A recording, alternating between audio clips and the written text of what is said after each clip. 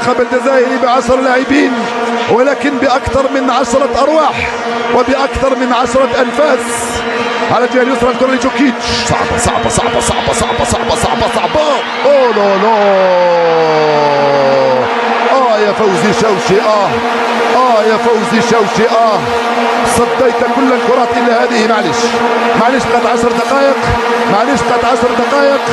المنتخب الجزائري يتلقى اول هدف قاتل في ال10 دقائق الاخيره.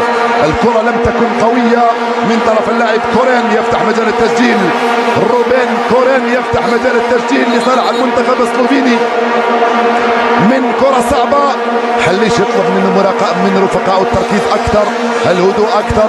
معلش يا شوشي، بقت 10 دقائق في كرة القدم، كل شيء ممكن يحدث فيها. يبقى المهم انكم لعبتم اليوم بشرف وتلعبون بشرف وبإرادة وبامتياز، تلعبون بامتياز هذه المباراة. يا كرة القدم